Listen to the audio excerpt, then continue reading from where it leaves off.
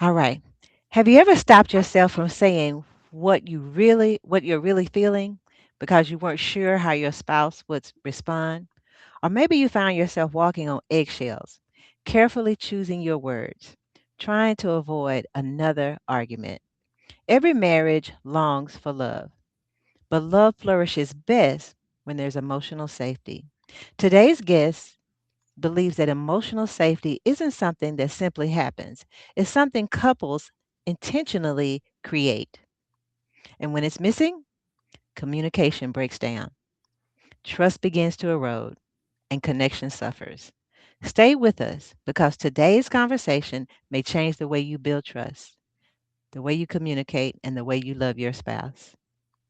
Welcome to the Stronger, Deeper Marriage Show, where we believe stronger marriages begin with real conversations. I'm Lucille Reddic, the harmony expert. I've been married for over 41 years, and I'm passionate about helping couples create marriages filled with peace, purpose, and passion through intentional communication, emotional connection, and faith centered relationships. Join me, Joining me is my amazing co host, Pata Hall. Pata? Thank you, Lucille. Again, I am Pata Hall, founder and CEO of True Pata Wellness. I am a wellness warrior.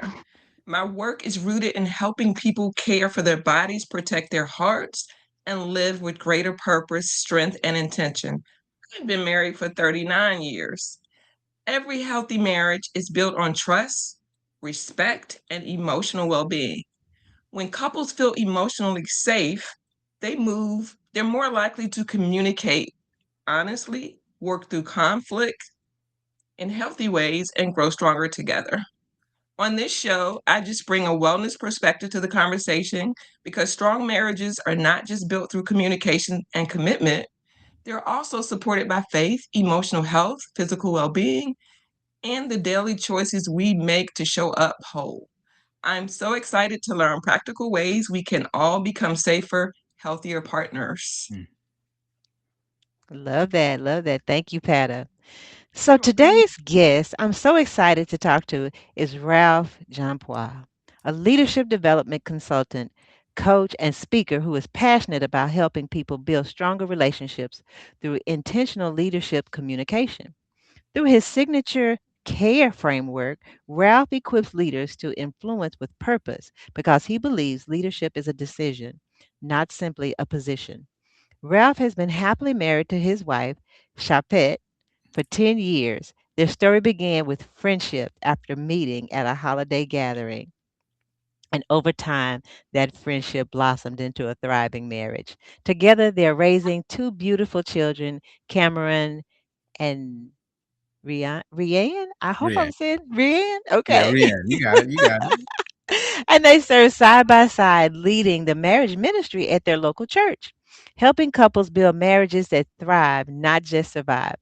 One of my favorite things that Ralph says is that marriage is the union of two servants trying to outdo one another in serving each other. I absolutely love that perspective. Wow. Yeah. Today, he's joining us to discuss a topic every married couple needs: emotional safety, the foundation of every strong marriage. Ralph, welcome to the Stronger, Deeper Marriage Show.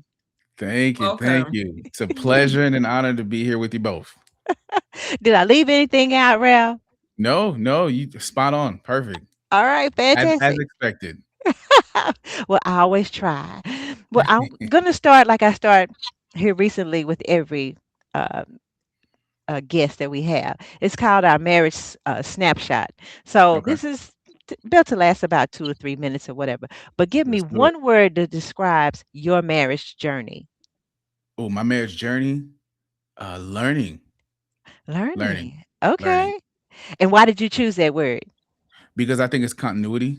I know people say all the time that the person you married 10 years ago is not the same person now. They're not supposed to do. And so I Exactly. take pride in learning the different aspects of my wife and her interests now. And here's what I tell people all the time: her core values don't change, but her preferences will change. And so I'm Mm. learning some of her new preferences, and she's learning some of our new preferences. So I think if we're committed to learning each other, then we'll be committed to serving one another. I love that. I love that. Yeah. And then the last one of this snapshot question is, what's one lesson marriage has taught you that has stayed with you? Ooh, so many lessons, Miss Lucille? I So know, many I lessons, know, Miss just Pata. all Pick good. one. Pick Just one. pick One. one. If I could pick one lesson, I think I would say, man, you really people don't change because you want them to. People change because they realize it's necessary and it's part of the journey that we are part of. Like, so I can't make my wife the person I want her to be. Because before she was mine, she's first and foremost God's child.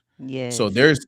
like when we came into the marriage, there's things I'm like, man, why she don't do such and such this way, or why she doesn't do such and such like me. And I had to learn that, part of us serving one another is also using our own means and capacity and capability to be able to do so. So it's selfish of me to say that she needs to do this thing the way that I would do it. Then I'm actually eroding at her identity.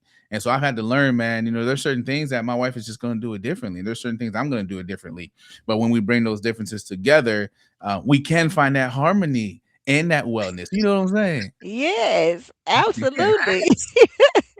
You bring up a valid point because I Yes. remember thinking that too. Like, Yeah. why he don't do it this way? This is the best Yep. way. And in my mind, Yep. it absolutely is the best way. But Absolutely. what difference does that make if because our minds work differently, right? So We're he's got different. to do things the way that his mind works for him to do it. And I had to Yeah. just sit back and go, okay, it'll get It's a done. Yeah. learning process. It's a learning process. It's a learning process. But I love it. Because at first I'd be like, You're I crazy. well that Hey, part Miss too, but Miss Patty said what you really wanted to say. She said it. She said it for you. You crazy. well, the thing of it was is I like if I ask him to do something, I want him to do Mhm. it right then, really. Yeah. I had to Yeah. learn that, he can do it in his time. He don't have to do it in my time because Exactly. I don't want to do stuff in his time. But you learn that over time. It's just, and then because he not doing it my way, I do think my way is the most efficient. But he can do it his own way. All I care about is just that it get done. It's That's not all that Miss Lucille. matters. Let me tell you what I told some of the ladies at our church. I told them, like, when my wife tells me, hey, I need you to do such and such for me, there's no magical timeline that starts in my head that says, "Oh, it doesn't." Because then again, here's the thing: when you ask me to do something, what sometimes you didn't take into consideration what's already on my plate. You didn't take that Hmm. into consideration. It's the most highest priority for you, but I might have some other things that are higher priority for me. So that's where the Yeah. communication gap comes in, right? Mhm. That's when I Right. have to ask you, like, hey, is this something you need me to do right away? Can this wait? But a lot of times we just say, all right, I got you. But I got you. Ain't no timeline started. I'm gonna get to it when I get to it. You know what I mean? So don't Exactly. you have a timeline. I ain't got no timeline. So yeah, that's where communication comes in. And so that goes back to So the then, communication so then too. we mad because you ain't done it yet, Because right? I We haven't mad done it. because And it's like here's the I thing, sent this 3 weeks ago. Like, what's going on? Patta, here's the thing, Patta. I ain't even thinking about doing it right now. I'm gonna do it, but I ain't even thinking about it, Pat. I'm thinking about something else. But Exactly. I'm And this so when I podcast is about started to freedom today. yeah, freedom. And what I learned to do is if I need it done in a certain time, I need it done by a certain day. I was like, hey, can you get this done by Wednesday? There we go. And that's clarity. Because Clarity. then now that gives me the opportunity to say, yes, sweetheart, I can, or no, I cannot, and here's why I cannot. Right. Yes. So now Yes. we don't just leave things in the air and you hope I'm gonna get to it and you hope my timeline aligns with yours when there's never a clock that started on my end ever. Ever. I love Ever. that. Well, that was the good preamble. So Yeah, let's get out to our conversation starters. I'm of gonna course. ask this one. I think Pat is gonna ask the next one. We just gonna flow however we want to go. Okay. Of course, of So, course. in your words, explain to our guests, Mhm. to our audience, what you say is emotional safety. Yeah, so emotional safety is the environment that we create where you are free to express your emotions and your thoughts and your feelings. That's part 1. So Okay. someone can be free to do that, but here's the most important part. You're free to do that without fear of rejection, retaliation, judgment, and criticism. That's where we Mm. get in trouble. So emotional safety is the environment that we create for each other, where I am free to express my thoughts, my feelings, my perspectives without the fear of judgment, retaliation, and rejection. Some marriages have that, and some marriages are struggling to get that, and that's why some of us don't have stronger, deeper marriages. Absolutely. Wow. So now I you said love that.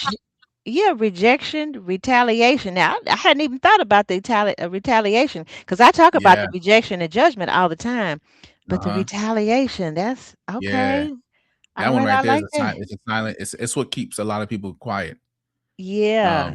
Because retaliation does. It's not always immediate. Mm-hmm. Rejection can almost feel immediate, but retaliation can be. You can plan retaliation. Yeah, You I'm know gonna what I get mean? you Like I back. said, yeah, I'm gonna get you back. I say this thing to you, and you don't say nothing right away, but it comes up 2 weeks later in a conversation, and I'm like, ooh, yeah, you've been plotting and planning this, and so therefore you Mm-hmm. cause me to go back into my little bubble. Yeah, and you know what? I Wow. want to think if I'm planning to do something, say for instance, my husband and I'm the one that's planning to retaliate. Hmm. I don't think, if I think about this deeply right now, just in this moment, I'm thinking to myself that I'm not really free to be who I am leading up to the point because I'm plotting Hmm. and planning. Hmm. You get what I'm Absolutely, saying? Whereas if absolutely. I could, I'm not a person that would do retaliation. I don't think. Hmm. No, I'm trying to think back. Have I ever done any retaliation?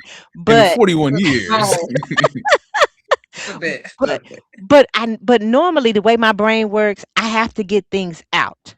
'Cause Yeah, I will yeah. stew on things, like, if I have something that's weighing heavy on my heart and my mind, that thing is gonna stay with me, and I'm not gonna be able to be free to be Hmm. myself because I still got it going on and I'm still rehearsing it in my head. So I usually Yeah, just I usually have to get it out and yeah. say, "Hey, this was a problem that bothered me," or something, and, I can say that calmly now Hmm. in a way, but where I used to it wouldn't come out calmly is what I'm saying now. Early Yeah, on, it would yeah, yeah. be, some rage and breathing fire and, and leaving destruction in my wake.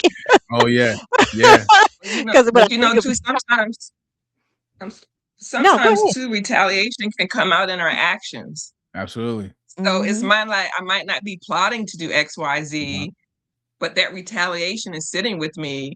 So it might come out, don't tap me on my shoulder when we go to sleep at night. Just Yeah. don't. You know Yep. what I'm saying? Yep. Or you Absolutely. may not say good morning, or you may not say hello. It just might be little things that you normally do Hmm.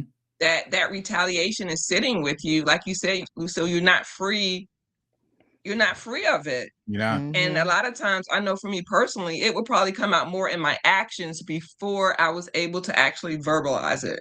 Yeah. Mm. Yeah.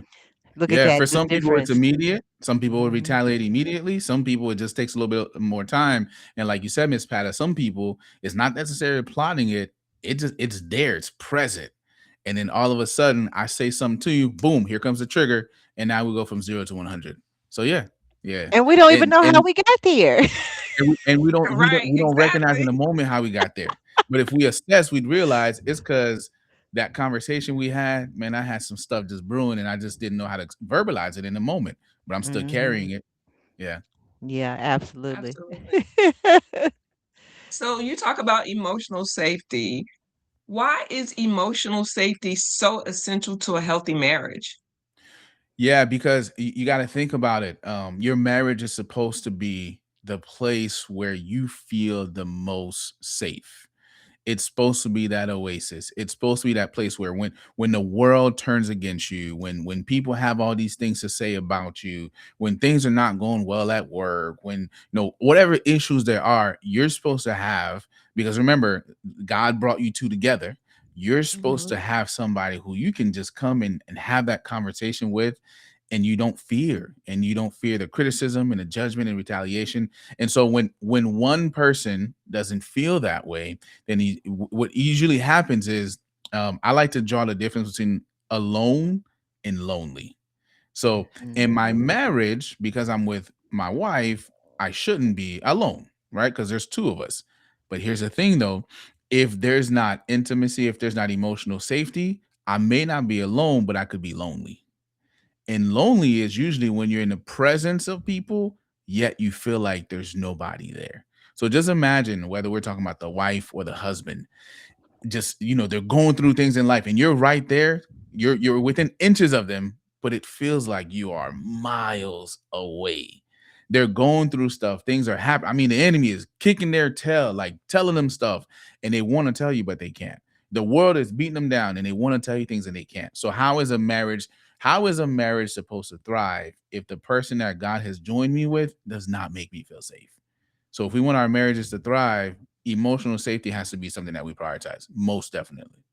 Mm, I love that. I love Wow. that. Yeah. Yeah. Wow. So why do Because Why do you I'm couples think? often overlook Yeah. it? Why do couples often overlook it? Mhm. I think sometimes, a lot of times, it's because of fear, and a lot of thing. The thing too is, I'm not so sure we had too many people teach us how to prioritize. Like we didn't see this thing modeled, and because we Mhm. didn't see this thing modeled, we don't know how to build it. Some of us are in what I would call safe marriages, and we think that's how it's supposed to go. Like when couples say things like, "We never argue," we never, man, come on, man, stop playing. The reason why you never argue, and I'm not saying you need to fight. I'm not saying fight is a prerequisite for your marriage. No, no, no, no. I think disagreements and arguments will take place. But if you have the idea of we never argue, it's because you too scared to bring about a different perspective, because you know that different perspective can cause retaliation, rejection, or criticism. So why do we overlook it? Because it's safe to do so, Miss Lucille. I would rather act like everything is good than to actually address what's not good so we can get to good. That's why we overlook it, because it's safe to overlook it. Mm, Say to overlook it. mhm. I love that Wow. perspective. Hmm. So what behaviors build emotional safety between a husband and a wife? Oh, absolutely. So there's I would say, number one, listening not just with your ear, but also listening with your heart. Listening, creating the opportunity, like really truly listening to people. I teach leadership development courses and I talk about the barriers to listening, right? And so some of the barriers to listening, and some people pretend to listen, right? The people that listen long enough to capture something, and then they spit it back at you, but they didn't really listen to the whole conversation. They're just pretending to be in the moment with you. Some people just flat out ignore you completely, and that's just terrible. But then the other part is, some people are selective listeners. What they're listening for is, they're listening for keywords and key points, so that way maybe they can mirror that back to you. Now you thought they were in this moment with you, but they weren't really listening to you. And then the last one is, some people are what we call double Dutch listeners. Now I don't know if you ever heard of a double Dutch listener before. Nope. No. Okay. No. Okay. Here we So, go. if you think about double dutch, right? It's the idea of, they're swinging the rope and you're waiting to jump in. You're waiting to jump in. Oh, So, yeah. double dutch listener is somebody that's listening to you, but while they're listening, they're getting ready to interrupt you. So, because they're thinking about what they're going to say, they're not truly taking in what you're actually saying. What you're actually because saying. because what they're most interested in is, when can I jump in? When can I jump in? When can I jump in? Right. So we don't want to ignore. We don't want to protect. We don't want to pretend. We don't want to be selective listeners. We don't want to be double Dutch listeners. We want to be active listeners. But even more than that, we want to be empathetic listeners. We want to listen with our ears. We want to listen with our hearts. So I think that's one of the most important things that we can do in building emotional safety. When someone's having a conversation with you, even, and here's the thing, even if you disagree, can you be patient long enough to understand their thought process and their perspective? Because that Oh, disagreement, your natural reaction to be like, it's to fight back. Nah, just chill, man. Just buckle up, buttercup, buckle up, buttercup, and let that person have that conversation. Let them say what's on their mind. Let them say what's in their heart. Don't be so quick to correct them in that mhm. moment. Just listen. Mhm. Now, correction can come later, absolutely, but in that moment, what listening does is it creates a safe space for them. It Mhm. lets them know that they can continue. It lets them know that, they can have these. Sometimes people have thoughts that are not even fully developed, but you're letting your spouse know that it's okay. It doesn't have to be fully developed. We can walk through this thing together. So listening is super important as it relates to building emotional safety. I love that. And that kind of reminds me because I have a framework too that my heart to heart framework, and the E in heart goes for empathy. Hmm. And that's what we talk about is listening Yeah. for what the person is really saying. Because Hmm. I use an example where my husband said something to me and I can be offended now. I'm telling you, I can go from zero to silent treatment in about Mm. 2.5 seconds. Yeah. Yeah. Yeah. But my husband had said something to me, and I took offense to it. Hmm. But I had been learning how to slow down and ask questions. And I remember the first time I said, "What I hear you saying is this." Hmm. And he said, "No, that's not what I'm saying at all." At all. At all. Not even close. Not even close to what I was saying. Not I was even close. like, so Yeah. I thought about, man, all the, and this learning to do this was probably maybe 10 years ago. Yeah. Yeah. So I'm thinking, you know, 30 years of misunderstandings and Yes. everything could have been Mhm. Yeah. rectified with a slow down and ask a question and just say, Yeah. "Are Yeah. you saying this?" Yeah. And that's a Wow. powerful tool, Miss Lucille, to use in communication, right? And I learned this, man. I think I learned this maybe sixth grade. They had this guy come to our middle school, and he was talking about communication, and he was saying whenever you talk to people, at some point you have to stop and say, "So what you're saying is," and repeat it back to them. That gives an opportunity to say yes or not even close. Right. 'Cause think about it, Miss Lucille. The man spoke, and you got your own interpretation, and you now walking forward in life with that misinterpretation. And he thought he was clear, and you thought Mhm. you were clear in decoding the message, and you're not even close. So now you're making decisions based off of false information. Now, I'm Mhm. not blaming you. I'm saying there was a breakdown in communication in that process. So Mhm. yeah, I have to, because, and the reason why it's important to do that is because my wife and I, we're different. Our communication styles are different, Mhm. very different. So we Mhm. often have to say like, okay, so baby, okay, so let me get this right. So what you're saying is this, and she might say yes or she might say no. Or sometimes I ask her like, can you tell me what do you think I mean by that? And she might say Mhm. something. I'm like, no, that's not what I Mhm. mean. There's no such thing as a non-biased listener. Yeah. Okay. There's no such thing as a non-biased listener. So even as you're listening, you have to fight your own assumptions and perceptions and perspectives and previous experiences and what they did last week. And you're fighting all of these things to really, it's the clutter that you have to fight through to really listen to what's being said in the moment. So one of the best things you can do is just clarify, hey, um, is that what you mean? Is that what you said? Can you repeat what you thought? What did you think I said? Yeah. And that Mhm. offers opportunity for clarity. Absolutely, because I'm listening to it, and we're all listening to things through the Yeah. lens of our lived experiences, Yes. traumas, all of Absolutely. that. And so Absolutely. it's Everything. so important to ask those questions. And I find, but let me tell you something about me though that I thought about just Mhm. recently while we're talking here. As a kid, I was told not to ask too many questions, Mm. Okay. and so growing up, I tried to not ask as many questions because I don't want to be irritating or whatever. And I think that's what shaped me into Shaped me into not to not asking. Uh oh, I hear some feedback. Is that you, Pata? It sound like a little feedback on your end. It could be on my end, but Yeah, I check think and it's see. gone now.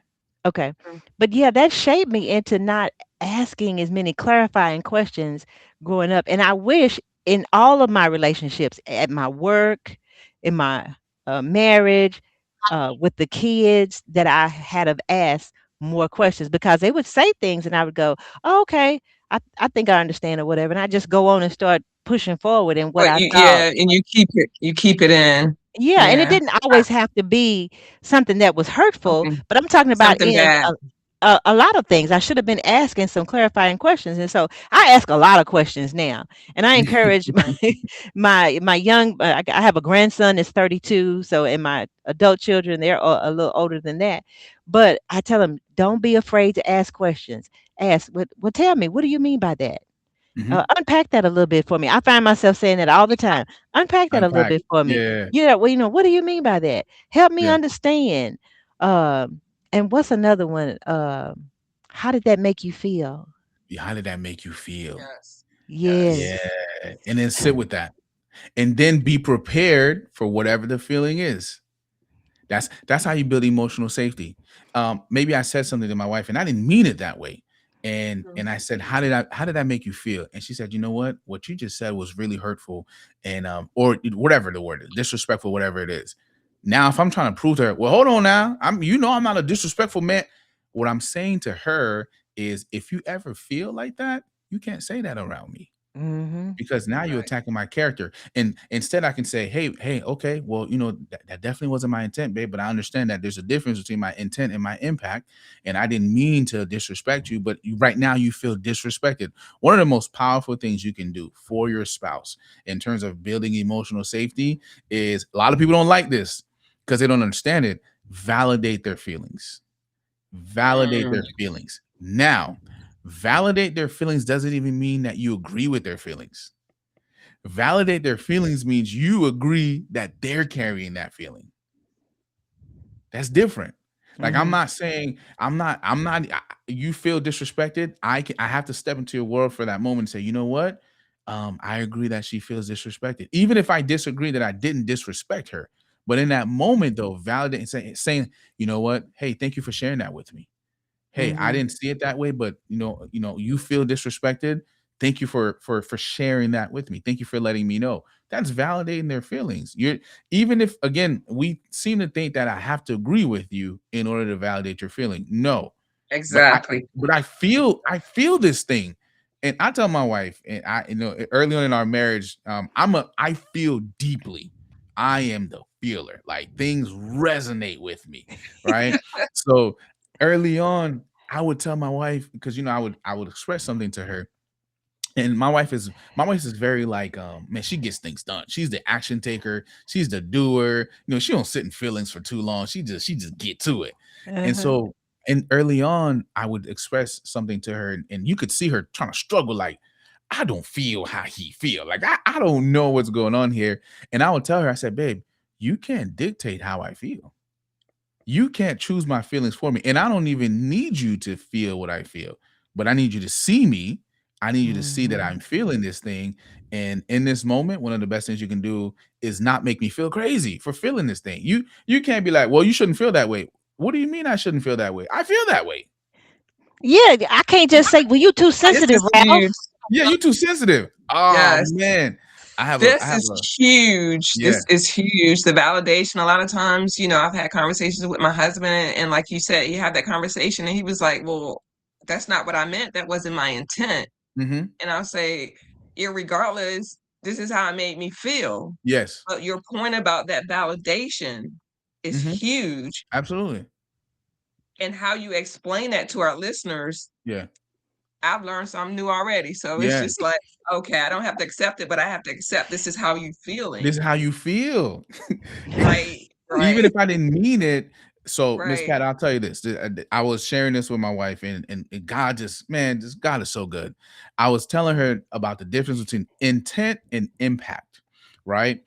And we were in our garage, and God gave me this illustration for her. I was like, okay, babe, check this out. Like, sometimes we do things, and people will say, well, I didn't mean it. That wasn't my intent. I get it. Even though that wasn't your intent, we can't dismiss the fact that there's still an impact that comes with it. So we're in the garage, and I'm trying to break this thing down, and I look over at, like, our little flower bed, and I say, I got it. So here's what it was. I looked at the flower bed, and I saw these rocks. We had, like, these white gray rocks, but then there's a couple of them who are like brownish and yellowish. So I said, babe, what if I took one of these rocks, because they're white, they're brown and they're yellow, and they don't match the color scheme we have. What if I took one of them and I threw it across the street? What's my intent? She goes, well, your intent is to get rid of the brown and yellow rocks. I said, boom, got it. I said, but what if somebody was walking by, and as they were walking by, and that rock hit them in the head, bust their head open, and now they Mm. bleeding? What just happened? She said, well, that's the impact. I said, yeah, but what was my intent though? My intent was to get rid of the brown rocks. But what was the impact? The impact is somebody's But head is I'm busted. bleeding. So now, what are we going to focus on? Are we going to focus on my intent? or are we going to focus on the impact? We're going to focus on the impact. I didn't mean to hit somebody in the head with this rock. That's the intent. But the impact is somebody got hit in the head with a rock. So now Right. we need to address the impact. We're not going to dismiss the intent, but we're not going to be like, why didn't you get, Mick, brother, you stuck on, I didn't mean to, I didn't mean to, I didn't mean to, I didn't mean to. I hear you, brother, but it still got done. I'm bleeding. Yeah. I'm bleeding. So what you going to do? You going to keep telling me you didn't mean to? While I'm bleeding. We're gonna talk about your intent while the impact is I'm bleeding. So Uh-huh. that's the analogy that I use for people. Just let's take care of the blood. Let's take care of the blood. Yes, I love that. Yes. Oh. Yes. Great analogy. We're talking a lot about emotional safety. So, on the other hand, what behaviors quietly destroy emotional safety? Oh, um, one of you said it earlier. Name calling, right? So let's say, for example, I'm sharing something with you, and you go, "Oh man, you so sensitive." Oh my goodness, especially for men. I've told women like, don't. I don't know why, but it's one of those trigger points for us. Don't ever call a man sensitive, because even if he is, but for some reason, hearing that just makes them shrink. It makes them feel weak. It makes them feel like they're like they're this strength that they possess, and it's gone in that moment because sensitivity is not attached to manhood. So you're Mm, calling them out of their identity, right? So name calling, and not just that word, but just any name calling that we do in a conversation is something that can definitely erode emotional safety. The biggest thing is when you listen and you turn wounds into weapons. That is one of the quickest ways to erode at emotional safety. When you turn wounds into weapons, when somebody shares something with you, and I told you guys, I'm gonna be blunt, keep it 100, as the kids say, go right keep it a, Yes, ahead. yes, keep it a yes, book. yes. I dated a young lady for 4.5 years. This was before I met my beautiful wife, which I'll be married to for 11 years in September. So grateful for her. But I dated before her. I dated somebody for 4.5 years. And when you've been with somebody for that long, you learn things about them. One of the things that she learned about me is I had a rough relationship with my father, and we were just we at that point at that time we weren't on speaking terms, and I would explain to her the kind of person that he is and he was, and how much I don't want to be like him, and I want to do these things differently, and blah blah blah, and so on and so forth. And one of the things that homegirl would do whenever we get into a disagreement and she wants to win the fight, she would just Don't be just utter like these words right here. Say it, Miss Patty, you say it. Go ahead and say it. you just like your father. You just like your daddy. And she would take that wound and weaponize it. And what that told me is, not only do I not talk to you about my father, I don't want to talk to you about anything personal that you will now take and cook up and serve it to me later. So one of the Mm, most dangerous things we can do, behaviors we can do, is when we feel like we're about to lose a discussion or whatever, we're like, "Oh, I got ammunition. I can take him out, or I can take her out right now. I can remind her of her past. mm, I could destroy him right now." Well, let me tell you something. That's you're siding with the enemy to destroy somebody that God has partnered you with. That's what you're doing. So, is there any return from once someone turns Ooh. your wounds into weapons? Is there any way to build trust again? Is there any return from that? Like, Miss Pata, for some people, I'll be honest and tell you, for some people there is no return, okay, because for some people you got to realize they went to a really really deep place to be able to share that thing with you. okay, And so they went to a place that they've never been to with anybody else, and they did it with you. Once you shoot that arrow back at them, for some of them, it changes. I mean, it takes an act of God to get okay, that person to become vulnerable again. Because now that person, whenever they hear the word vulnerability, they don't hear strength. They don't see it as something that we're supposed to be able to tap into. They see it as, man, vulnerability is what got me hurt. mhm, Vulnerability is what got me attacked. hmm, Vulnerability is what got me in this position. I exposed myself, and this person didn't provide any coverage at all. And so for mhm, hmm, some people there is no return. It takes an act of God to bring them back. And then for some people, I always tell couples, listen, if you made that mistake, step one is you got to take ownership of that and apologize for it. Yeah, you got to be hmm, sincere about, hey, listen, I should have never said that to you. I Mhm. said this thing, and I know, apologize and take ownership. I said this thing and I shouldn't have said that. I made you, I made you feel this way, and I shouldn't have done that. And then I think on the other end of that is do your best to make a promise that you intend to keep. And it might sound like, hey, I said this thing, but I want to make sure I never put you in that position again. I want to work towards rebuilding an environment where we can both feel safe. And I want to make sure that I hold my tongue. Even if I were to think something, even if I think it, I don't say it because of the Mhm. person that I believe that you are and because of the marriage that I believe God has given us. So I say you apologize, take ownership, and then give them a plan for the future. Because even if you Okay. apologize and take ownership, they're probably thinking, but you might do it again.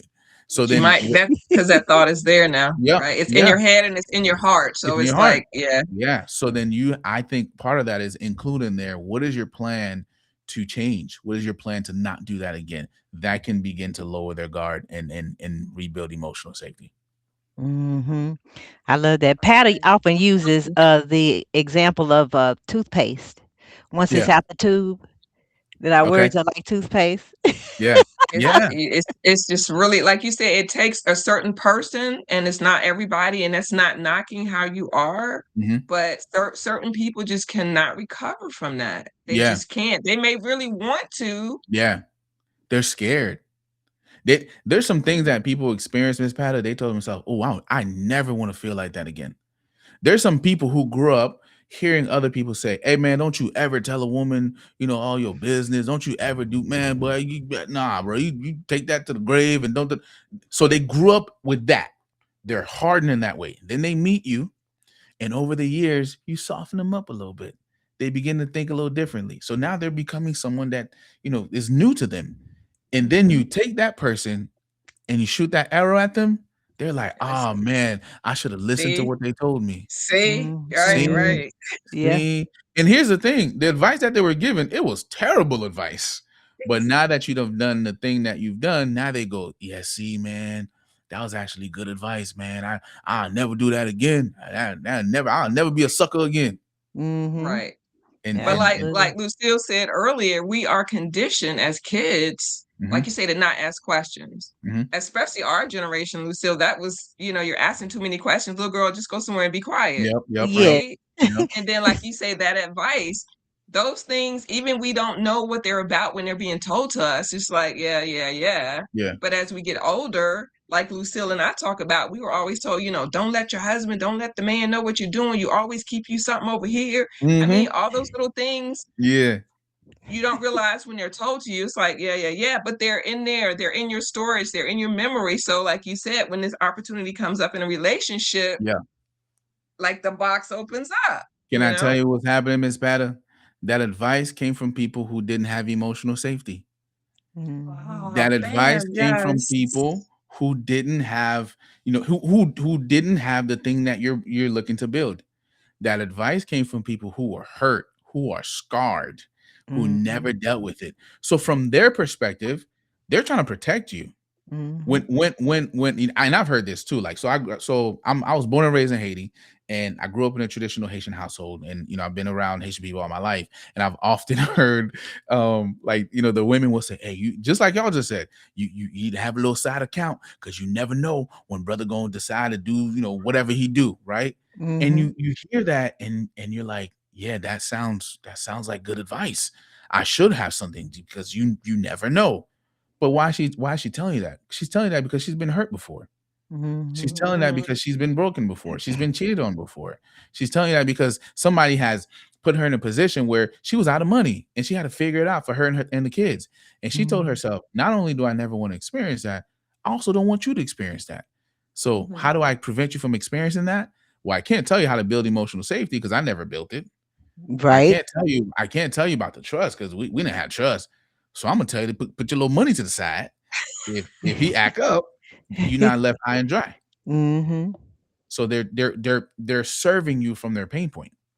Gotcha. Absolutely. Yeah. Absolutely. Gotcha. And as Gotcha. I'm a financial person, so I'm Yeah. all about having uh him having some account money over Yeah. that he don't have to have a conversation with me about, and her having some money over it, but the Yeah. conversation has been had. so that you know that I have some money over here, you have some money over there, Ooh, Miss and Lucille, y'all hiding money. No, I'm just playing. it's I'm not just playing. hiding. It's not You know, hiding. He know I it's got not it, at and all. It's not at all. So because we same for me talked and my about wife. it. Yeah, same Mhm. for me and my wife. Like we have of course our joint accounts, and then we also have our own separate accounts. But the Mhm. thing is, we have access to those accounts. It's not like she doesn't know they exist. Right. Now, she doesn't need to ask me what's in it, because we have there's trust that exists Yes. between us, and Yeah. there's boundaries and rules that we set for our finances as well. But yeah, I don't have to be all up in the account that she has on, because there's times where we might want to do something for each other, just a little Mhm. Right. surprise, and we're not pulling it from the joint account. We're pulling it from the separate account. But again, the big thing is there's access. Yes. She knows about this account, and if she says, "Hey, let me check to see what's in it," I'm not gonna be like, "No, girl, you no." It's about access, Yeah. and because there's trust, I don't even need to see what's in there. I Absolutely. I don't I care. trust you as a steward, a good steward. If you have somebody who's a good steward of what God has Yeah, given to, that part. I That part. yeah, yeah, yeah. I trust her stewardship, and she trusts my stewardship, and we know we're not gonna run the family into the ground. So yeah, no, I'm for that for sure. Absolutely. Well, let me ask you a question that I wrote down when you said something. So when somebody brings something up to hurt you like that, and then they go, "Oh, I was just playing." Oh, mm, mm. I was just playing. Yeah, this don't feel like a game to me. Right. This doesn't. I mean, whether you're playing or not, when I throw that rock, if I was just playing, a blood ain't play. My Right. You Right. scars can't are not. take that. You can't take that back, right? Yeah, You yeah, can't yeah, take yeah, that. yeah. I know you was just playing when you threw the rock, but I still got hurt.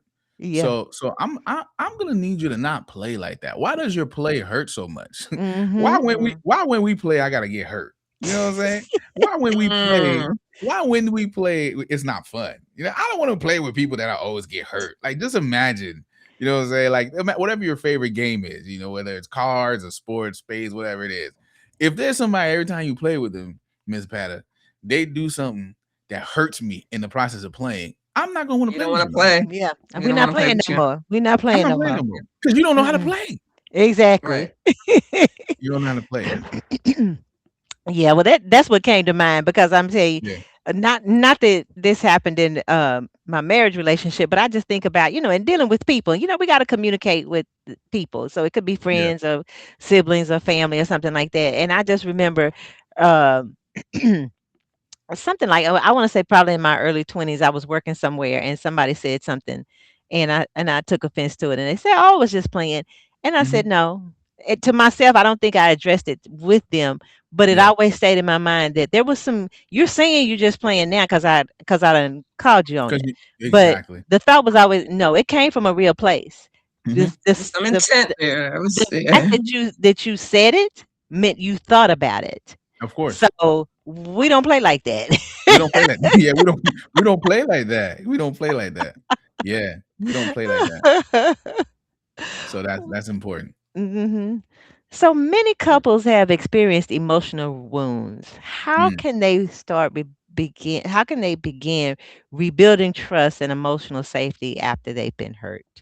yeah. As a believer, for me, the first part, man, we gotta pray.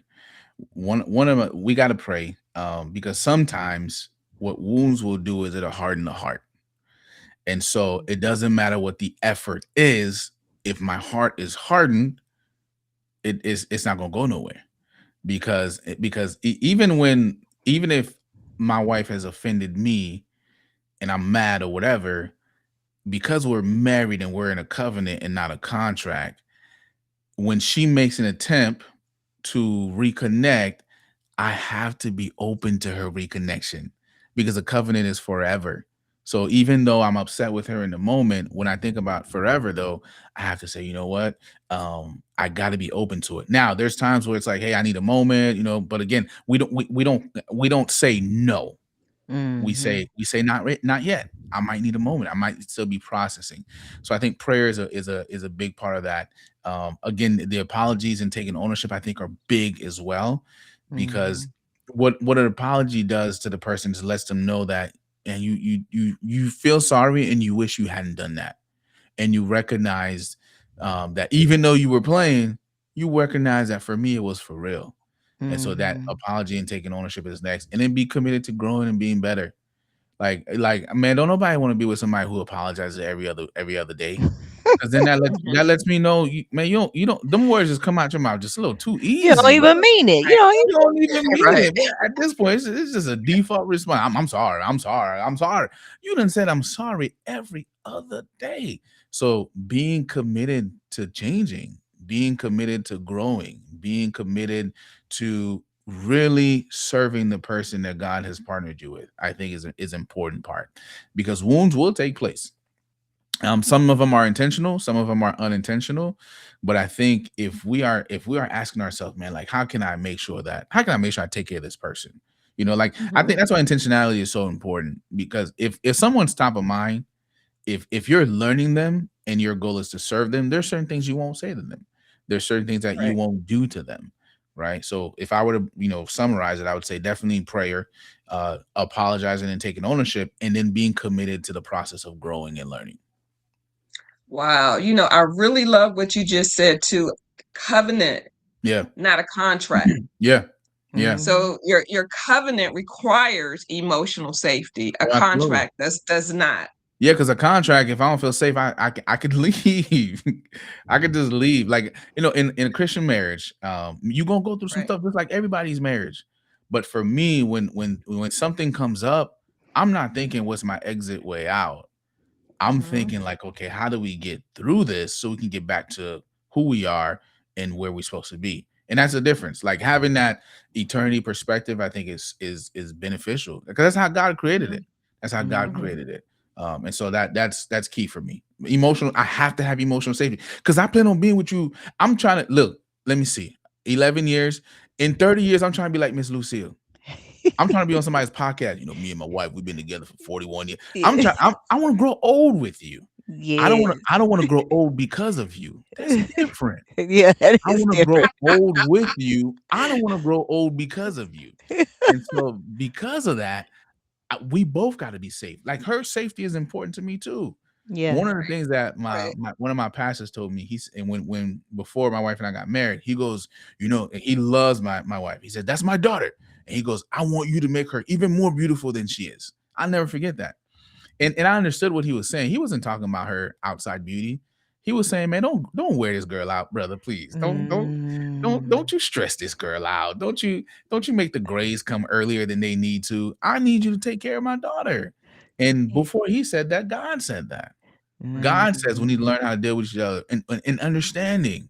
He gave me the responsibilities of being willing to die for this girl, serve Mhm. her. He told me to wash her with the word. So yeah, I'm trying to grow old with her. I'm not trying to go old because of Of her. her. Good Nah, point. Good I want point. to And live. when you get to that other side, which I'm pretty sure you will, Yes, ma'am.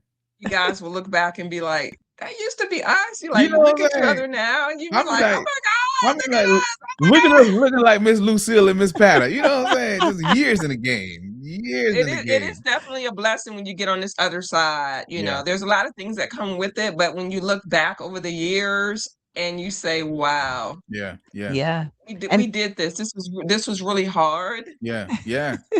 We looked at it like you said. A lot of times people kind of see like this is a contract. I can get a divorce because they're Hmm. looking at like it's a contract. You get a divorce, it's a way out. Yeah. It's a way out. A covenant is like, and it took me years to really understand that, Hmm. and live by that. Yeah. Yeah. I came from, like I've expressed before, my mom's been married 6 times. Hmm. So when I got married, honestly, my mindset was, I love this man to death, but if it doesn't work, oh, I'll get divorced and I'll get married again. Yeah. Yeah. Yeah. It was mhm. modeled But for you. learning that aspect, Yeah. the faith, the covenant, in biblical terms, has Hmm. really sustained me and my marriage. Yeah. Absolutely. Yeah. I think that's Absolutely. healthy, because if you look at it as, man, we're not supposed to be out of this thing, then you tell yourself, well, then what do I do to stay in this thing? Not just to stay in it, but to enjoy it too. Like Mhm. thrive and to be Yeah, and happy. thrive Yes. into it. Like, what who do I need to become? What are the bad habits that I have that I need to get rid of? The bad devices that I have to get rid of, the everything that what do I how do I enjoy this thing? Because it's Mm, supposed to be forever. Not just man, I don't want to be able to say we've been married for 20 years and you look at my wife and she looked like 20 years of hard labor. Nah, that's horrible. That's Mhm. horrible. Like we both want to be able to say, yeah, we done been through some stuff. We both want to say, yeah, we've had some disagreements. We both want to say, yeah, we've there's days where we're like, you know what, man, I didn't like what you did. I didn't appreciate that. But overall, man, this man loved me. This man Mhm. served me. This man paid attention to me. He listened to me. He took care of me. When he disagreed with me, he didn't make me feel disagreeable. Like I want her mhm, to be able to say these things about me. Otherwise, what's the point? Like Mhm. time is not an indicator of how much I loved her and how well Mhm. I mhm. loved her. No, time Right. is not. Intentionality is though. And so that's what I want to Mhm. be known for being intentional in how I love this woman that God has placed in my care. Yeah, and she wants the same thing, you know. Absolutely. She's saying to herself, "How can I make it a safe place for him? How can Yeah. I be more intentional about loving Oh yeah. him? How can I make him feel seen and desired and appreciated and all of those things?" Miss Lucia, the reason why in certain spaces, like people will be like, you walk boldly. Yeah, because I have safety at home. Like there's Mhm. certain things I say is because I know that things can get wild out here, but I have somebody to run to. You know Yeah. what I'm saying? And I have Mhm. safety at home, which allows me to flow more freely in certain spaces. But some men shrink and they shrink because they don't have that outlet at home. And Mhm. so you'll see, Mhm. and then his the opposite also happens too. Some men become larger than life in other spaces because it's the only space where they feel appreciated and welcome, and they're trying to create safety for themselves, Yeah. right? So Yeah. I yeah, could see yeah, that. I could yeah. see So that. some people, yeah, they like, man, that boy just larger than life, yeah, because he it's the only place where he's trying to find some bit of safety. It's the only Mhm. place where he feel like he can be himself. So Yeah. he's like, I'm gonna take advantage of this because I know as soon as I go back home, I gotta shrink again. Yeah. Yeah. So he inflates away from the home and then he Oh. shrinks when he get home. When he get home. Yeah. And that is so important that we make our homes a safe haven. Yeah. But you said something that to that covenant point that Pata brought out that I thought back about years ago because the reason for me and Patty even getting into conversation when we met and finding out that we both had these long lasting marriages and our conversation was kind of around, it took it took a while to get here, but we're so glad that we Mhm. did. Yeah. And my heart is because I work at my church and I would work in youth ministry and children's ministry. And I'd go to these weddings and these young people would be so happy on their wedding day. And Mhm. then I might see them at the grocery store, or something out later, maybe 2 years. And I say, "Oh, how are you and your wife doing? Or how are you and your husband doing or whatever?" And they say, "Oh, we're divorced." Mm. And that would just hurt my heart because I think Yeah. in 2 years, you don't have no idea how how tough things can get in two Yeah. years. Yeah. You Yeah. couldn't make it in 2 years, but um, to the point of looking to God Mhm. for Mhm. um, what I needed Yeah. is what happened for me.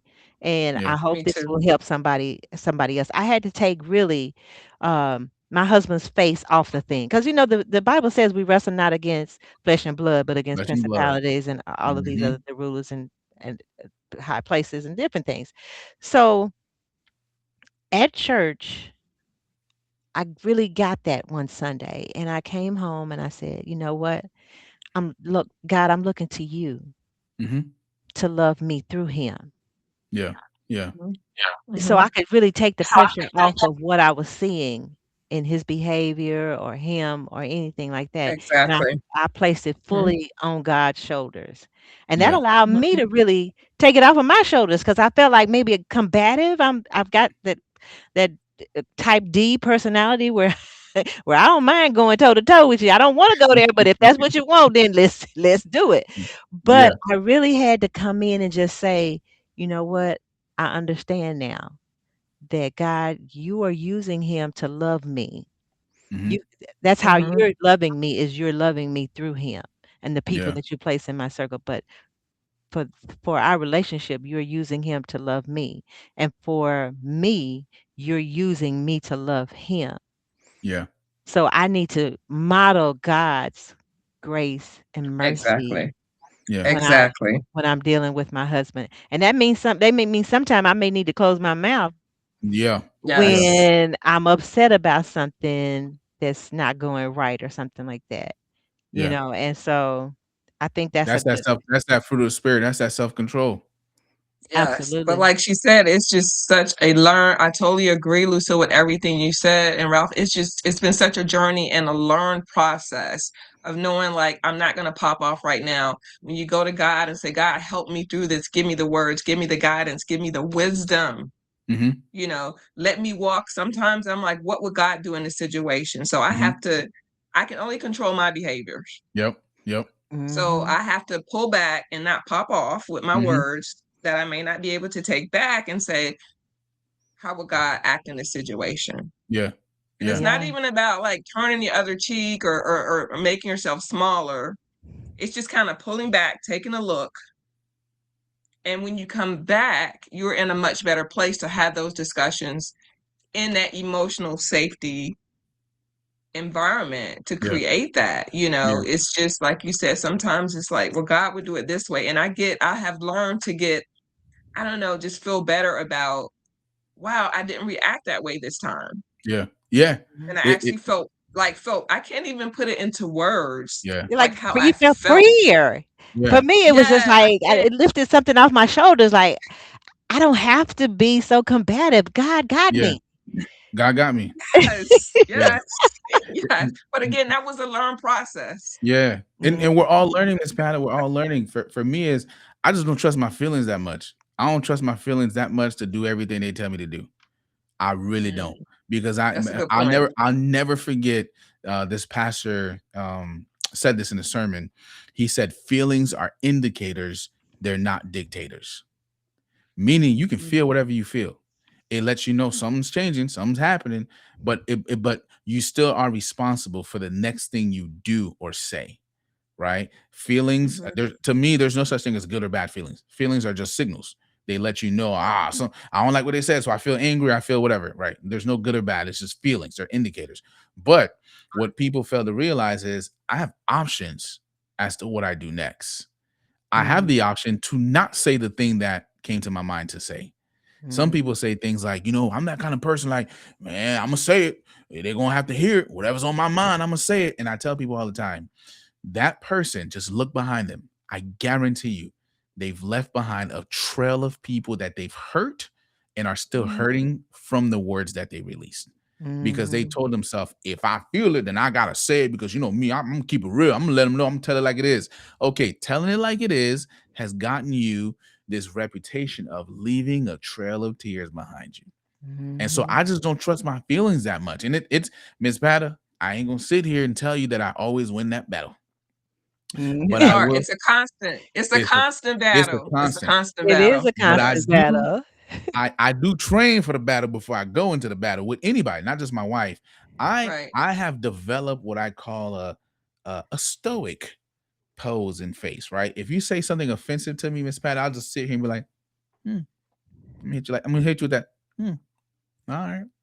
I'm gonna smile. That's what I've trained myself to do. So that way, when I hear offensive things, I'm already like disengaging that part of me that wants to snap back at you right away. In my mind, I'm going off. But here, I'm like, yeah, let me just take a step back. Or what I'll do is, here's the other mechanism that I use. If you say something really offensive to me, Miss Patty, this has helped me a lot. I'll repeat what you said That to part. you in slow motion, because I'm Wow. giving Mhm. Break myself, it down. You're gonna yeah, I'm break it giving down. myself time to calm down, but I'm also giving you the opportunity to really hear Here. what you And just think said to me. about what you said. So yeah, you Mhm. old stupid boys. Okay, so basically, you think that I am a stupid boy. And all I'm doing is I'm buying myself some time, Miss Patty, because I'm trying to calm down. The reason why I'm going so slow is I'm just trying to calm down. And I'm telling myself, bro, you got options. You don't have to You don't fight, have to retaliate, and engage. you don't have to engage. I'm buying myself some time. So Mhm. I'm a work in progress, just like we all are. That's a great strategy, and I'm glad that you were able to develop that stoic face. Yeah. I've tried that. I've just given up. I don't have a poker face. So Yeah. whatever I'm thinking or saying, anybody, even if you don't know me, you could look Yeah. at my face and Yeah. tell. Yeah. And it's hard. And I'm not saying that's the only solution because some of us we won't be able to do it. But again, our reaction though, what we do say and do is within our control. Now, for some people, yeah, their facial expression, yeah, they ain't got no control over that thing. It's just gonna take I'm that over. person. But what But we say Patta, and like do, you, yeah, like Patta said, your face is giving it away, but at least you're not popping off at the lips. you're not So popping off. It's not. I have learned to keep that in. I have Yeah, yeah, learned yeah. that. Hey, listen, this is we on the road, Miss Patty. We on the road.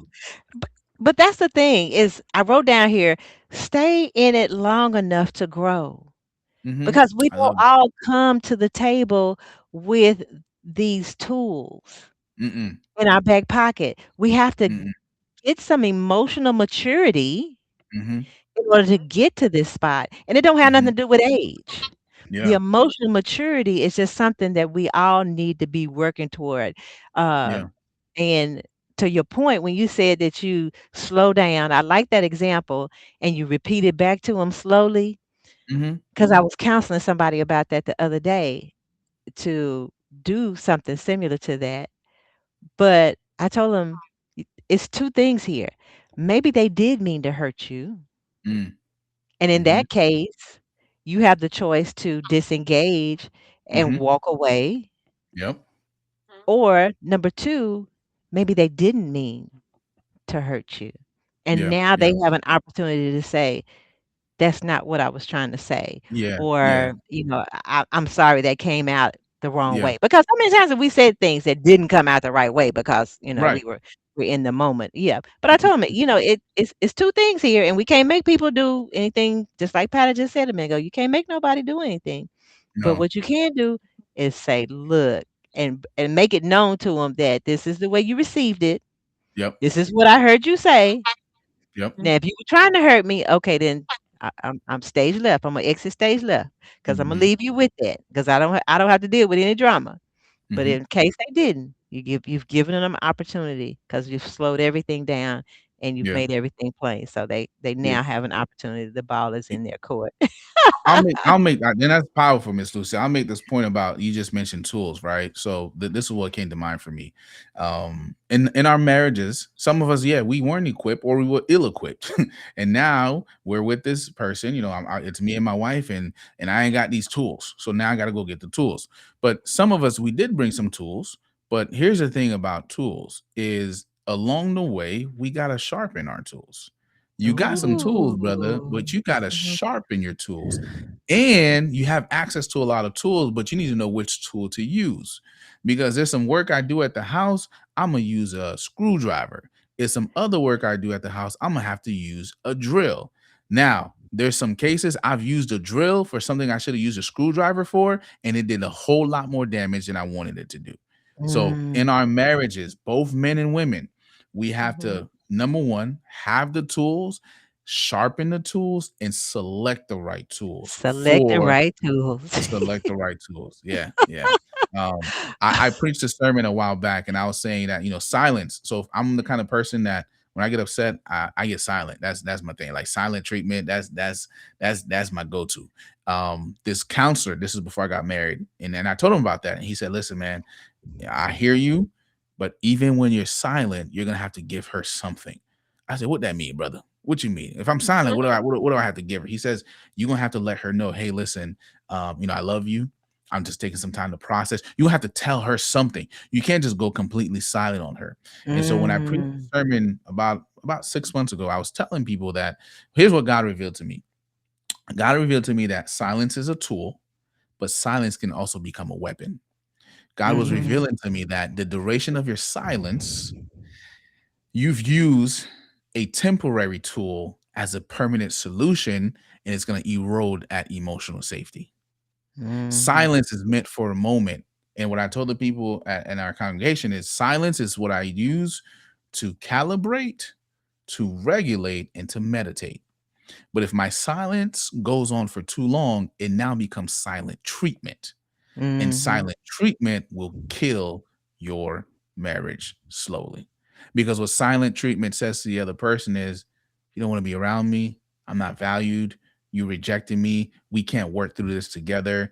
If I need you, if I'm in silent treatment mode, I'm saying to my wife, if you need me right now, don't you come over here because I'm in my silent treatment mode. But what if she's going Mhm. through a crisis? So she's supposed to what's she supposed to do? She's supposed to delay her crisis and give me time to process because I need 8 to 12 hours. 8 to 12 hours. Now, some things may require time, but what God was teaching me, this is my personal conviction, is listen, brother. The only reason why you keep taking so much time to process is because you think this person was meant to hurt you like the other person did. So you're Mhm. preparing for a battle that's never going to take place. You Mm. out here training for something that's not coming. That's why you in this silent thing you out here thinking of different scenarios, and that's not the person you're married to. You out here planning for the person, like the other person hurt you like that. This girl's not like that. So I'm not saying that you don't need any time to process, but God was telling me you don't need that much time to process, bro. You don't, Miss Lucy. I can be silent for 3 days and be perfectly fine and be perfectly fine. That's what God I was just like, finna ask you. You because the last time I gave my husband a silent treatment, it was 3 days. It was three Miss days. Miss Lucille, I can be in that thing for 3 days and I'm good and I still love you. See, But I can't do that. It was like, and yeah, then when that would happen, with my husband could do that, but I couldn't. Maybe after a day, I'm gonna make you talk to me. yeah, God I'm gonna and make you God was talk to me, God was even like, if I "Hmm?" have to go to those wounds. I'm gonna make you talk to me. Don't go Right? to the womb, Pattern. No, Don't do it. Don't do it. Don't let that be your pattern, Pattern. Don't do it. But God really, Once upon a time, nah. it And that's was part because of the I'm like, process, part of growing. I want to talk now. Yeah, I'm gonna make you talk to me, I'm gonna make you talk. however, whatever that takes. Mm-hmm. And Yeah, that was yeah, definitely not that was the that, wrong approach. yeah. that was the And wrong she approach. respected it. It was the wrong approach, but here you are, Miss Patta, admitting to it. And now you can teach other women that, hey, that's not the way to do it. I mean, it's one way, but it's a destructive way. And so let's find other ways. Like my wife allowed me time to process. And then God had to come in and be like, bro, you doing the most. God was like, bro, you doing the most. You telling me you need 3 days to process this? Brother, your computer is not that slow. Hmm. It's And not that how slow. is she supposed to feel safe in those 3 days? You know what I'm saying? So God was like, you are using a temporary tool as a permanent solution, and you're turning silence is a tool, but silent treatment is a weapon. I'm not gonna allow you to carry that into the marriage. So that's what God Hmm. put on my heart.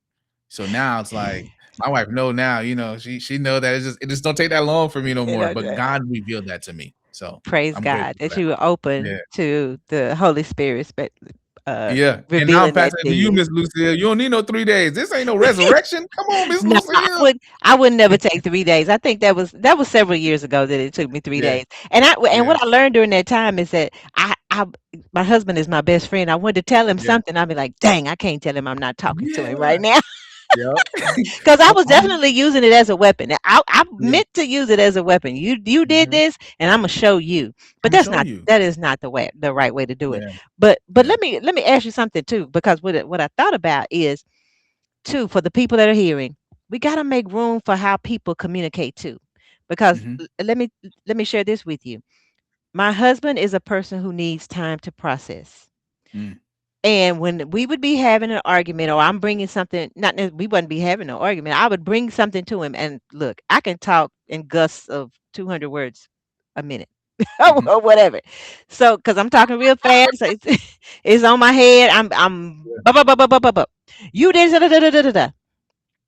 And he wouldn't come back with anything. I'm used to people Mhm. going back and forth, right? Yeah, I got a snappy comeback, you got a snappy yeah, comeback, and yep, we're sparring like this, right? Pop, yeah, pop, pop, pop, pop, pop, pop, pop, pop. yeah. And he's not that way. He needs time Mm. to uh, process what I Mhm. have said. But I took that as he didn't care Mhm. what I said Yep, because he didn't come back right then. yep, But I yep. had to learn, and what I want y'all to hear, our audience to hear, is that you need to stay in it long enough to grow and learn the person. Grow and Absolutely. learn yourself, but also grow and learn the person.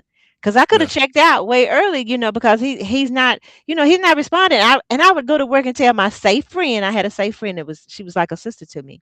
We worked together for a number of years, and I said, "You're not gonna believe what Donnie did." And she said, "Well, what did he say?" I don't know. He ain't said nothing. I don't care if he say anything. I just wanted to get off what I had. I want to get Yeah. mine off. Yeah. But what I learned is I have to give him time to process. He does Mm-hmm. care. Mm-hmm. And when I give him time to process, he can come back with a response. So what I mean by that is if I know I have a difficult conversation that we need to have and I need some feedback from him, I'll say, "Hey, I need to discuss this with you. Uh, let's get together in a couple of days and have Mm-hmm. that conversation." Or Mm-hmm. I may say something about because he had a lot of downtime to think about stuff at work. And I'd say, "Hey, while you're at work today or something like that, can you think about this? And then, we'll come together in a couple of days." And he'd say, Mm-hmm. "Yeah." And he definitely would think about it. And he would come to me. He'd say, Mm-hmm. "Well, I've thought about such and such, and this is what I think we should do." Yeah. And I Yeah. got a lot better results that way Yes. than just popping out like the boogeyman with, Yeah. this is what we got. And Yeah. Yeah. I need your response right now. Yeah. Because he's not Because built you're that not way. you're not trying to turn him into you. Exactly. I was Yeah. You're not trying, trying to turn him into you. but it don't Yeah. work. It doesn't work. That don't Yeah. work. Mhm. Yeah. It's And if it it was it two of me, what y'all we y'all talking be about? pop, pop, pop, pop, pop, all the time. All the time. Yeah. We Yeah. need And that. that's We the need that beauty. contrast. Absolutely. I agree wholeheartedly. So, So it's interesting you said that because sometimes my husband and I we now laugh because I was always a little bit more reserved than him, but now sometimes it's switched. So we laugh. He's like, "Oh my God, you turned into me, and I've turned into you." Like, Yeah. Yeah. what has happened? And one thing too, like when we talk about arguing and popping off and needing to give that person that space, for me and for us, when we do have those arguments or disagreements, I always think, do I want to end? Is this the last thing that I Mm, want? If something happens, is this the yeah. last memory that I want for us? mhm. Yeah. And as we become more seasoned, we do appreciate and understand better that time is not promised Yeah. to Yeah. us, period. Absolutely. Yeah. So now it's like this is not how I want things to end should anything happen to either one of us Yeah. in that moment. I don't want this to be our last memory. Yeah. So that kind of speeds up our process. And sometimes we come back and it's like it's funny, we laugh about it. It's like we were arguing and then it's like, oh, it's not that important. Yeah. Yeah. Where before it would take 3 days, it would take 5 days. Because he could probably go back in the day, he could probably do a week without speaking. Yeah. And listen, let me tell you something. And when I tell you I'm cruising in that 3-day week, Miss Pat, I'm good. I'm I am Yeah, I I get it. am preparing for what look, I'm thinking of different scenarios. If you say this, I'm gonna hit you with this, then I'm gonna hit you with that. But I'm loaded, but I'm locked and loaded. And God was like, nah, bro, that's not how it works. I like the point that you bring up about our last moments because no matter our age, no matter our stage, nobody knows, right? You And so never there's know. this video that haunts me. I feel like it's an old R&B video where like him and his girl they get into an argument, and then homeboy runs out, and then he gets hit by a bus, and like that video haunts me because I'm like, what if me and my wife, we get into an argument or whatever, and then and I have to be, or I have to do the eulogy, or she has to do the eulogy, and that's the part that sticks with me. Like, because you want to Mhm. remember what's the last thing y'all did together? What's the last thing you said to her? What if the last thing I said to her was something hurtful, denigrating? Mhm. I'm like, yeah, that's how that to me, it's like that's a good perspective to watch your mouth, man. Watch your mouth, brother. Watch your mouth and watch your actions because um I want my legacy to be that I cared for her, that I served her with my words, with my actions, with my intentionality. So yeah, thank you for reminding me of that again, Miss Pata, because Mhm. and it's not morbid. It You're speeds up welcome. our process. I mean, it's fact. It's Yeah, fact. yeah, Yeah. It is. It is. yeah. Because and really, when you put everything into the perspective of eternity, some of the Hmm. things that would even lower the bar on some of the things that we think are so important. Oh because yeah, we're thinking about it on this side of eternity, but on the other yeah, side of eternity, Mhm. it's like, you know what, brother, don't make up your bed. Okay, it's all right. yeah, Okay. yeah, You don't left dishes in the sink after I done yeah, cleaned it. yeah, Okay, it's all right. yeah, I really don't like it, but okay. yeah, If that was the last conversation we had to have, that would be yeah. terrible. But And then the other thing, Miss Absolutely. Lucille, some yeah. conversations like men need to have them with other men, other believing men who Mhm. can speak, who can point them in the right direction, right? So like for me, it's like, man, I might need another man to be like, hey, bro, you need to be more tidy, because that's actually a reflection of your character. Like when my wife say it, I might be like, oh, yeah, yeah, that's what the girls say. But then when another man be like, hey, let me tell you something, bro. As men, we need to be disciplined. Like me and some friends of mine, we lead a men's group called Iron, and the whole aspect of it is integrity, respect, ownership, and next. And so now when I have a conversation with men about discipline, discipline is not just, oh, you wake up and you go to the gym. Discipline is, bro, you wash some dishes because we want to keep the house clean. Discipline is, Mhm. if you're the one that got up last, you fix that bed. But some things just resonate differently when they come Well, from it a come man to a from a man. man. The same way with the women. Some things just Mhm. Yeah. resonate differently when it comes from a woman to a woman, right? So that's why I think, in addition to, of course, having that friendship with our spouse, we need to have some Mhm. healthy friendships with Bible believing people who are Mhm. committed to walking together, so that way they can pour into us as well, because they offer us different perspectives. Because sometimes we be tripping, Oh because we yeah. be in our own little worlds and our own perspectives, and we think, it's just, yeah, it's not that big of a deal. And then you go talk to somebody else and they're like, hey, brother, tighten up. It's like, Yeah. all right. And Pat and I were just talking about that the other day, is having that safe space relationship outside of your Yeah, marriage that you can go to, somebody that's for your marriage. absolutely. Not somebody that's gonna say, hey, you ain't gotta put up with that. Come on, you can Mm-mm, get out. nah, Or like yeah, you say, like somebody, a male that's holding you accountable, that's saying, well, absolutely. man, wait a minute, let's think about this the right way. Let's think Ab- about it differently or whatever. absolutely. So I tell you what, this has been such an encouraging and practical conversation. I want to invite Pata in to do her wellness minute.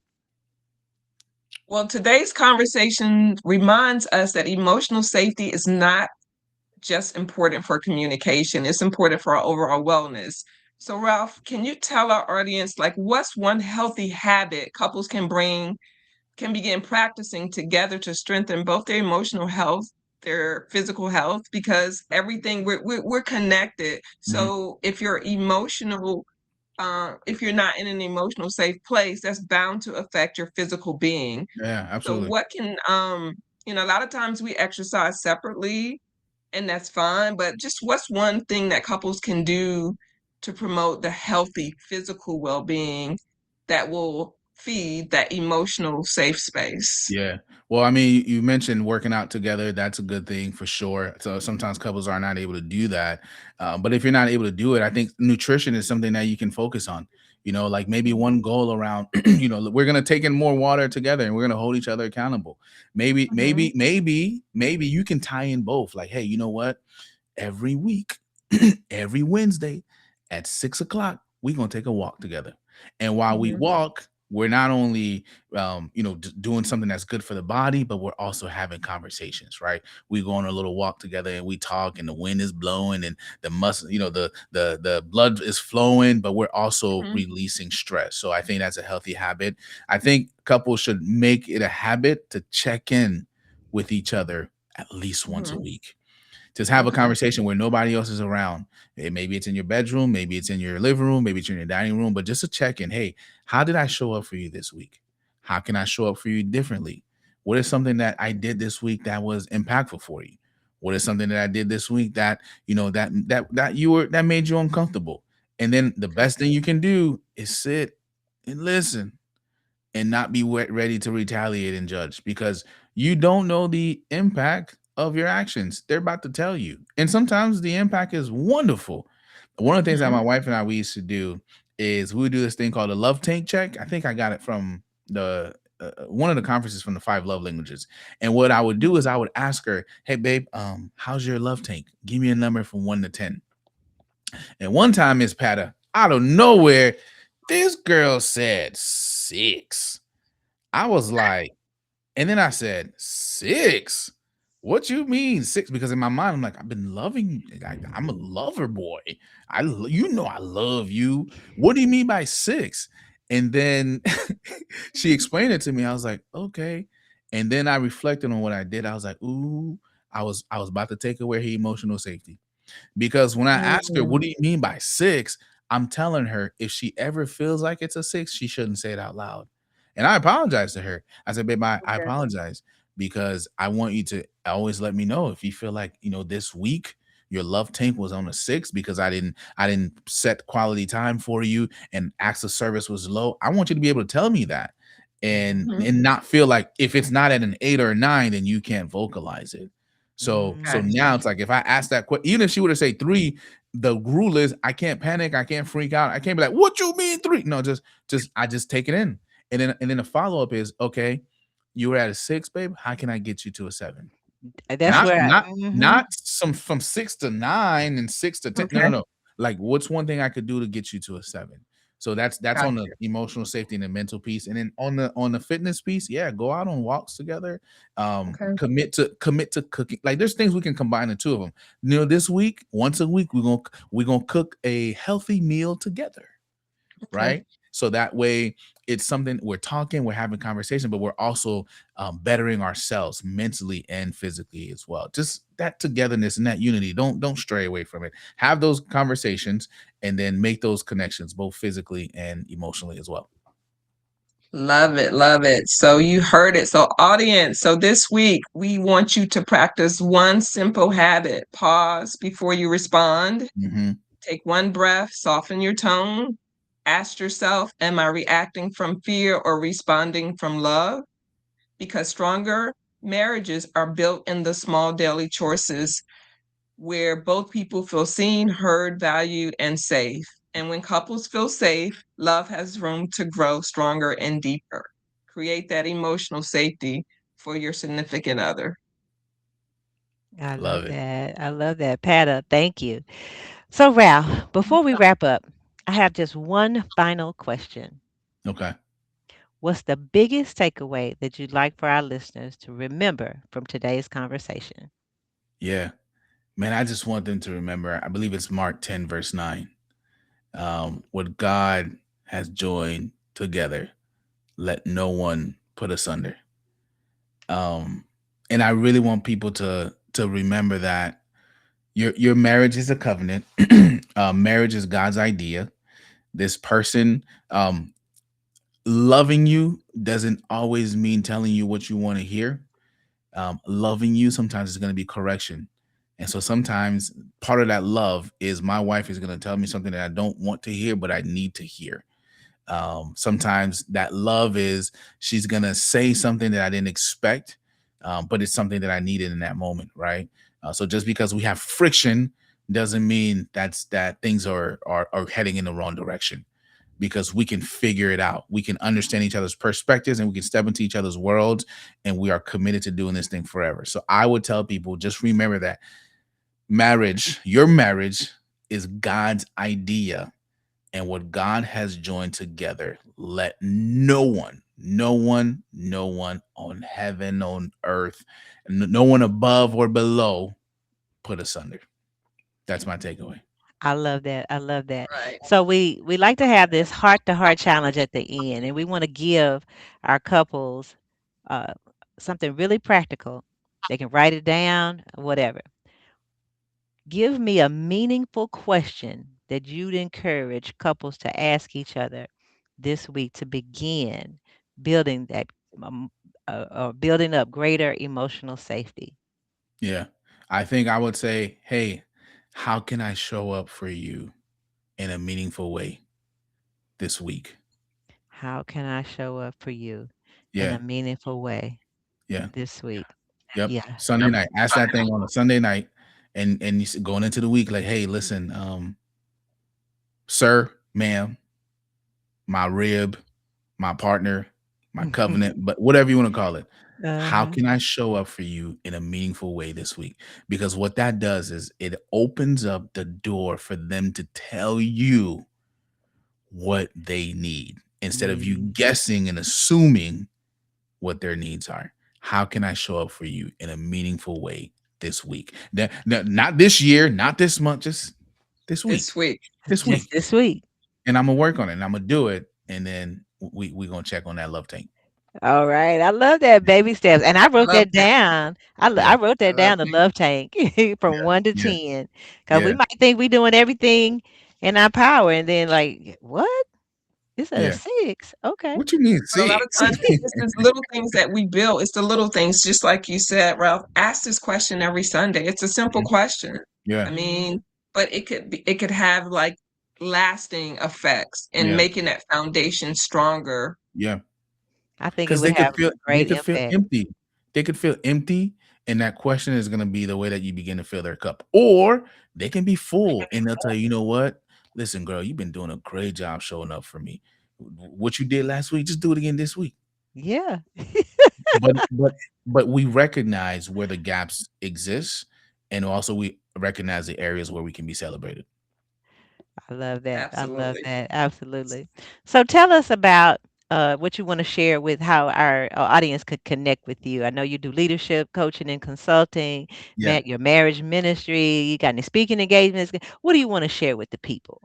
Yeah, so I do have some speaking engagements coming up. I'll be doing a leadership workshop with the credit union that actually used to work for. So super excited for that. And then in August, I'll be in Atlanta for it's called the AACUC, African American Credit Union Coalition Conference, speaking there and hosting one of their galas as well. So super excited for that. But those of you that want to learn more on the leadership development end, I highly recommend that you go to my website, rjpspeaks.com, or you can find me on IG. It's RJP. So basically my initials, RJP Speaks. And I drop leadership tips, best practices on there frequently. And yeah, just looking forward to just helping leaders. And I love marriages. I love talking about marriages, but one of the callings that God has placed on my heart is to equip leaders to, what I say is, to care, to coach, to appreciate, to redirect, and to elevate. So if you're looking to get more information on that, go to my website, rjpspeaks.com. And if you're looking to get some help with public speaking tips and how to become a speaker that's dynamic, you can also go to my website, rjpspeaks.com. Love that. Thank rjpspeaks.com. you. And I will definitely also have the link to your website and your IG in the show notes. So, Ralph, thank you for reminding us that emotional safety isn't built in a single conversation. Mm-mm. It's built through countless moments of choosing respect, empathy, honesty, and grace. One thing I love about today's conversation is that you've shown us that emotional safety doesn't mean that we'll never disagree.